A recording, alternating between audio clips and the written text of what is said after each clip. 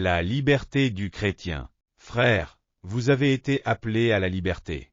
Seulement, ne faites pas de cette liberté un prétexte pour vivre selon la chair. Au contraire, mettez-vous, par amour, au service les uns des autres. Car toute la loi est accomplie dans cette seule parole.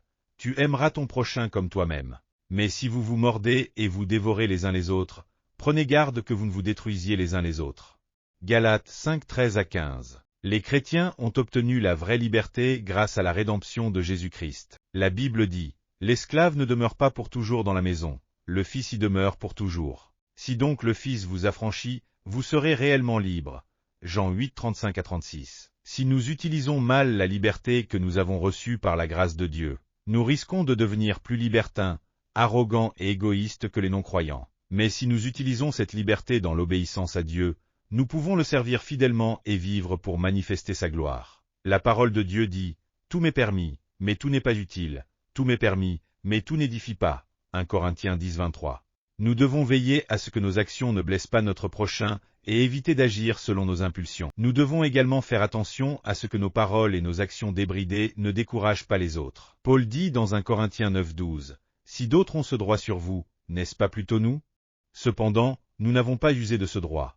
Au contraire, nous supportons tout, afin de ne créer aucun obstacle à l'évangile du Christ. Ainsi, pour manifester la gloire de Dieu et édifier les autres, nous devons user de la liberté reçue de Dieu avec discernement. Avant tout, nous devons utiliser notre liberté pour nous aimer et nous servir les uns les autres. L'apôtre Paul dit dans 1 Corinthiens 9, 19, « Bien que je sois libre à l'égard de tous, je me suis rendu serviteur de tous, afin de gagner le plus grand nombre possible. » Rien n'est plus beau et précieux que de se servir les uns les autres dans l'amour. Parmi nous, certains chrétiens renoncent à leur propre liberté pour prêcher l'Évangile, manifester l'amour du Seigneur et aider les autres à vivre une vie réussie et heureuse.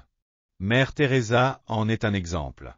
Cette femme, originaire de Yougoslavie, a renoncé à la richesse, au statut et à la renommée pour pratiquer l'amour de Dieu, parmi les pauvres et les malades, devenant ainsi connue comme la mère des bidonvilles.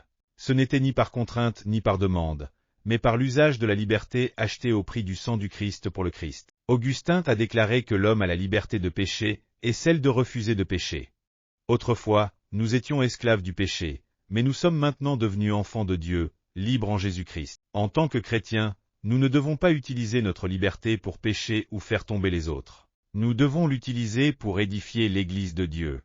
Empêcher la corruption du monde et aimer notre prochain, rendant ainsi gloire à Dieu. Alléluia!